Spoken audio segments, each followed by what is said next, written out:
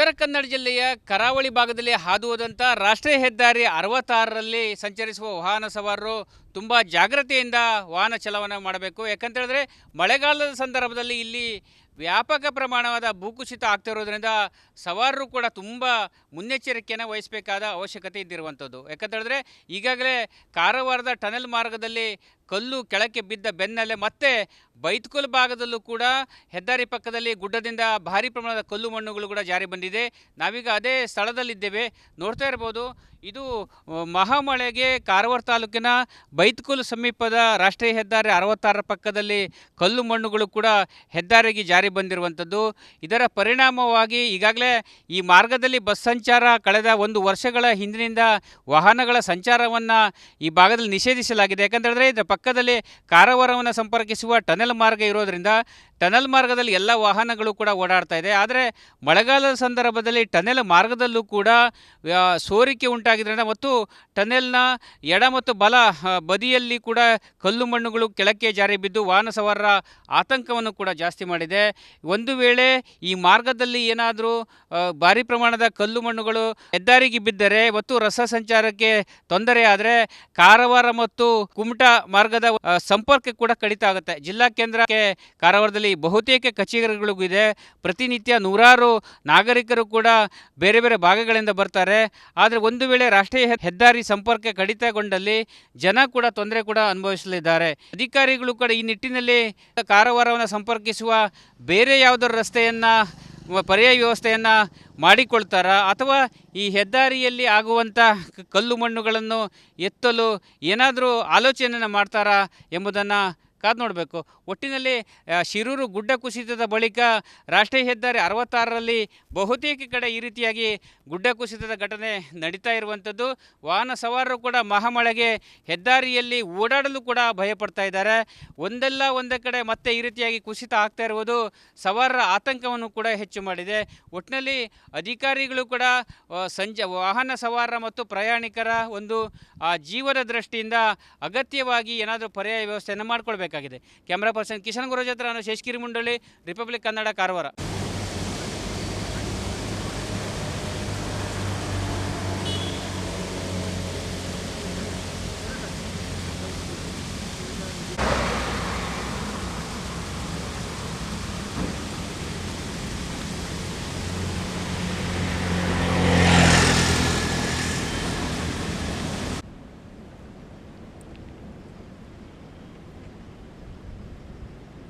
ಅಲ್ಲಿ ಚಾಲೂ ಮಾಡಿದಾರಾ ರೋಡು? ಅವ್ರಿಗೆ ಗೊತ್ತಿಲ್ಲ, ಹಿಂಗೆ ಬಂದುಬಿಟ್ರು. ಒಂದು ದಿವಸ ಹಂಗೆ ಒಂದು ದಿವಸ ಹಿಂಗೆ ವಾಕ್ತು ಮಾಡೋ ಚಲೋ ಆಗ್ತದೆ ನೋಡಿ. ಬಾ ತೋರಿಸು. ಕಾರ್ನು ಬಂದಲ್ಲಿ ಅಲ್ಲಿ ಹೆಂಗೆ ಕಟ್ಟ ಹೊಡಿತಾವ, ಅಲ್ಲಿ ಪ್ಯಾಕ್ ಮಾಡಿದ್ದಾರೆ.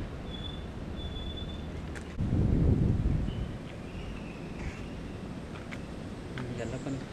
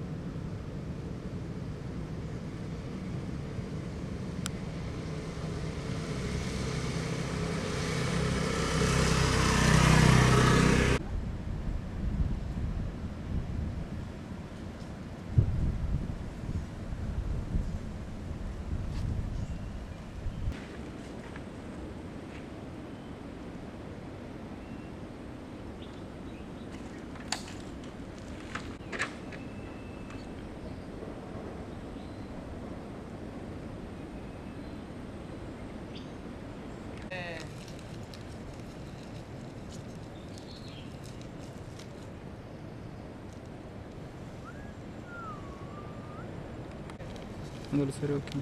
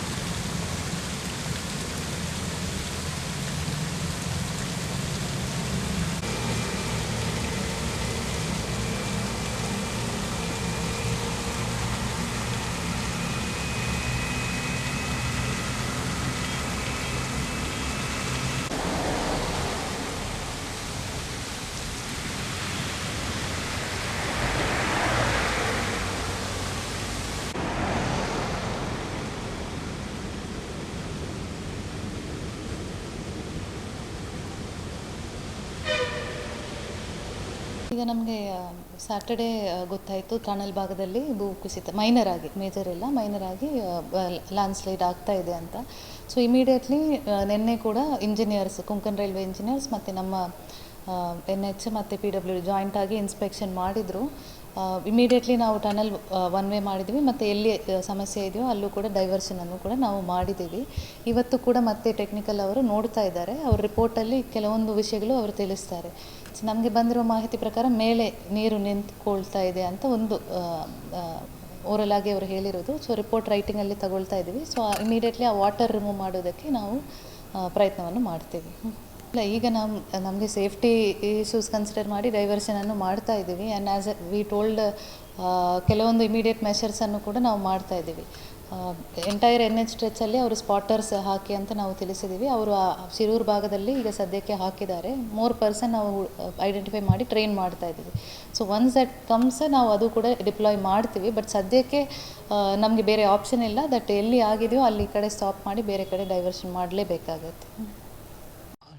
NH-66 ನಮ್ಮದೇನಿದು ಅವಳಿ ಸುರಂಗ ಇದೆ. ಸುಂದರವಾದ ಅವಳಿ ಸುರಂಗ ಮಾರ್ಗಗಳು ಇವೆಲ್ಲ ಒಟ್ಟು ಒಳ್ಳೆ ಟನಲ್ ಮಾರ್ಗಗಳಿದೆ. ಈ ಟನಲ್ ಮೇಲುಗಡೆಯಿಂದ ಕಲ್ಲುಗಳು, ಬಂಡೆಗಳು, ಮಣ್ಣುಗಳು ಕುಸಿದಿರೋಂಥ ನಾವು ನೋಡಿದ್ದೇವೆ ಕಳೆದ ವಾರದಲ್ಲಿ. ಮತ್ತು ಈ 1-2 ದಿನ ಬಂದ್ ಮಾಡಿದ್ರು. ಈ ಸುರಂಗ ಮಾರ್ಗನ 1-2 ದಿನ ಬಂದ್ ಮಾಡಿಬಿಟ್ಟು ಇದೇನು ಬಂದರು ರೋಡ್ ಏನಿದೆ ಈ ಬೈತ್ಕೂಲ್ ಮುಖಾಂತರ ಕಾರವಾರ, ಅಂಕೋಲ ಮತ್ತು ಮುಂದಿನ ತಾಲೂಕುಗಳಿಗೆ ಸಂಪರ್ಕ ಮಾಡುವಂಥ ರೋಡನ್ನು ಓಪನ್ ಮಾಡಿಕೊಟ್ಟಿದ್ರು. ಬಟ್ ಅಲ್ಲೂ ಕೂಡ ನಾವು ಕಲ್ಲು ಮತ್ತು ಮಣ್ಣು ಎಲ್ಲ ಬೀಳುವಂಥದ್ದನ್ನು ಕಂಡುಬಿಟ್ಟು ಈಗ ಅಲ್ಲೂ ಓಡಾಡಲಿಕ್ಕೂ ಕಷ್ಟ ಆಗ್ತಾಯಿದೆ. ಇಲ್ಲಿ ಸುರಂಗದ ಮಾರ್ಗದ ಮುಖಾಂತರ ಓಡಾಡಲಿಕ್ಕೂ ಕಷ್ಟ ಆಗ್ತದೆ. ಇನ್ ಕೇಸ್ ಇದು ಎರಡೂ ಸುರಂಗ ಮಾರ್ಗ ಮತ್ತು ಇದೇನು ಬೈತ್ಕೂಲ್ ಮುಖಾಂತರ ಬೇರೆ ತಾಲೂಕುಗಳಿಗೆ ಟಚ್ ಆಗಿರುವಂಥ ಇದು NH-66 ಮಾರ್ಗ ಕಡಿವಾಣ ಆಯ್ತಂದರೆ ನಮಗೆ ಜಿಲ್ಲಾ ಕೇಂದ್ರವಾಗಿರುವಂಥ ನಮ್ಮ ಈ ಉತ್ತರ ಕನ್ನಡ ಕಾರವಾರ ತಾಲೂಕು ಜಿಲ್ಲಾ ಕೇಂದ್ರ ಆಗಿರೋದ್ರಿಂದ ಇಲ್ಲಿ ನಮ್ಮ ಸಂಪರ್ಕ ಕಡಿತ ಆಗಿರುವಂಥದ್ದು ಸಾಧ್ಯತೆಗಳು ಜಾಸ್ತಿ ಇವೆ. ಆದ ಕಾರಣ ಸಂಬಂಧಪಟ್ಟ ಅಧಿಕಾರಿಗಳು ಈ ಒಂದು ಮೊದಲೇ ಎಚ್ಚರಿಕೆ ತಗೊಂಡು ಏನೇನು ಇದಕ್ಕೆ ಮುಂಜಾಗ್ರತಾ ಕ್ರಮಗಳು ತಗೋಬೇಕು, ಏನು ರಸ್ತೆ ಬಂದ್ ಆಗದೇ ಇರೋಂಗೆ ಒಳ್ಳೆ ಕ್ರಮವನ್ನು ತಗೊಂಡು ಸುಸಜ್ಜಿತವಾಗಿ ಒಂದು ಒಳ್ಳೆ ವಾತಾವರಣ ಎನ್ವೈರ್ಮೆಂಟ್ ಕ್ರಿಯೇಟ್ ಮಾಡಿಬಿಟ್ಟು ಜಿಲ್ಲಾ ಕೇಂದ್ರಕ್ಕೆ ಸಂಪರ್ಕ ಕಡಿತ ಆಗದೇ ಇರೋವಂಥ ಎಲ್ಲ ತಾಲೂಕುಗಳಿಗೆ ನೋಡ್ಕೊಳ್ಬೇಕು. ಇದೇನು ಶಿರೂರು ಘಟನೆಯ ನಂತರ ಇದೇನು ಎಷ್ಟೊಂದು ಜನ ಪ್ರಾಣ ಕಳೆದುಕೊಂಡ ಮೇಲೆ ಈ ಬೆಟ್ಟ ಲ್ಯಾಂಡ್ ಸ್ಲೈಡ್ ಆದಮೇಲೆ ಒಂದು 10ರಿಂದ ಸುಮಾರು ಜನ ಪ್ರಾಣ ಕಳ್ಕೊಂಡಿದ್ದಾರೆ. ನಮಗೂ ಈಗ ಬರುವಾಗ ಈ ಸುರಂಗ ಮಾರ್ಗದ ಮುಖಾಂತರ ಬರಲಾಗಲಿ ಅಥವಾ ಈ ಬೈತ್ಕೂಲ್ ಮಾರ್ಗದ ಮುಖಾಂತರ ಅಂಕೋಲ ಟುವರ್ಡ್ಸ್ ಹೋಗೋ ರೋಡ್ ಮುಖಾಂತರ ಆಗಲಿ ನಮ್ಮ ಬರುವಾಗ ಈ ಬೆಟ್ಟಗಳನ್ನು ಸೈಡಿಂದ ನೋಡಿದಾಗಲೇ ಕಾರು ಅಥವಾ ಬೈಕ್ ಮುಂತಾರ ನಾವು ನೋಡಿದಾಗಲೇ ನಮ್ಗೆ ಹೆದರಿಕೆ ಆಗ್ತಾಯಿದೆ. ಇದು ಯಾವಾಗ ಮತ್ತು ಮಳೆ ಬರ್ತಾಗಿರೋಂತೂ ನಾವಂತೂ ಫಸ್ಟ್ ಆಫ್ ಆಲ್ ಒಂದು 10ರಿಂದ 15 ನಿಮಿಷ ಮಳೆ ಕಡಿಮೆ ಆದಮೇಲೆ ಹೋಗ್ತಾ ಇದ್ದೇವೆ. ಇದು ಯಾವಾಗ ಕುಸಿಯುತ್ತೆ ಅನ್ನೋ ಭೀತಿಯಿಂದನೇ ನಾವು ಓಡಾಡೋ ಪರಿಸ್ಥಿತಿ ನಮಗೀಗ ಬಂದಿದೆ. ನ್ಯಾಷನಲ್ ಹೈವೇ 66ರಲ್ಲಿ ಬಿಣಗಾದಿಂದ ಕಾರವಾರ ಬರೋದು ಮಾರ್ಗ ಗುಡ್ಡ ಕುಸಿತದಿಂದ ಸ್ಥಗಿತವಾಗಿ ಪರ್ಯಾಯ ವ್ಯವಸ್ಥೆ ಬಿಣಗಾದಿಂದ ಬೈತ್ಕೂಲ್ದಿಂದ ಮಾಡಿದರು. ಆದರೂ ಈಗ ಬೈತ್ಕೂಲ್ದೊಳಗೆ ಗುಡ್ಡ ಕುಸಿತದಿಂದ ತೊಂದರೆ ಆಗುತ್ತದೆ. ಬಿಣಗಾದ್ದು ಗುಡ್ಡ ಕುಸಿತದಿಂದ ತೊಂದರೆಯಾಗಿ ಬೈತ್ಕೂಲ್ದು ತೊಂದರೆಯಾಗಿ ಪರ್ಯಾಯ ವ್ಯವಸ್ಥೆ ಯಾವುದಾದರೂ ಜಿಲ್ಲಾಡಳಿತ ಮತ್ತು ಅಧಿಕಾರಿಗಳು ಮಾಡಬೇಕೆಂದು ಓಡಾಡಲಿಕ್ಕೆ ಭಯ ಆಗ್ತದೆ. ಯಾಕಂದರೆ ಎರಡೂ ಗುಡ್ಡ ಯಾವ ಟೈಮಿಗೆ ಶಿರೂರು ಘಟನೆಯಿಂದ ಹೇಗೆ ಇದಾಯಿತು, ಯಾವ ಟೈಮಿಗೆ ಗುಡ್ಡ ಕುಸಿತ ಆಗ್ತದೆ ಹೇಳ್ಕೊಂಡು ಹೇಳಲಿಕ್ಕೆ ಬರುವುದಿಲ್ಲ. ಬನ್ನಲ್ಲಿ ಸೋರಿಕೆಯಾಗಿ ಬಂದ್ ಮಾಡಿದರು. ಈಗ ಕಲ್ಲು ಬಿದ್ದು ಈಗಲೂ ಬಂದ್ ಮಾಡಿ ಪರ್ಯಾಯ ವ್ಯವಸ್ಥೆ ಅಲ್ಲಿಂದ ಮಾಡಿ ಈಗ ಖುಲ್ಲಾ ಮಾಡಿ ಮತ್ತೆ ಸ್ಟಾರ್ಟ್ ಮಾಡಿದ್ದಾರೆ. ಈಗ ಮತ್ತೆ ಯಾವಾಗ ಏನಾಗ್ತದೆ ಹೇಳ್ಕೊಂಡು ಗೊತ್ತಿಲ್ಲ. ಭಯದಿಂದ ಓಡಾಡಬೇಕು. ಪರ್ಯಾಯ ವ್ಯವಸ್ಥೆ ಜಿಲ್ಲಾಡಳಿತ ಮತ್ತು ಅಧಿಕಾರಿಗಳು ಪರ್ಯಾಯ ವ್ಯವಸ್ಥೆಯನ್ನು ಮಾಡಬೇಕು. ಅವರು ಯಾವುದೇ ಆ್ಯಕ್ಷನ್ ತೊಗೊಂಡ್ಕೊಂಡು ಯಾಕೆ IRBದವರು ಕಲ್ಪೆ ಕಾಮಗಾರಿ ಅವೈಜ್ಞಾನಿಕ ಕಾಮಗಾರಿ ಮಾಡಿಕೊಂಡು ಈಗ ಜನರಿಗೆ ಗಾಡಿ ಓಡಾಟ ಮಾಡಲು ಗಾಡಿದವರಿಗೆ ಎಲ್ಲರಿಗೂ ಸಮಸ್ಯೆ ಆಗ್ತಾ ಉಂಟಿಲ್ಲ. ಇದು ಕಾರಣ ಹೇಳಿದರೆ IRBದವರು ಅವೈಜ್ಞಾನಿಕವಾಗಿ ಮಾಡಿದ್ದ ಕೆಲಸ.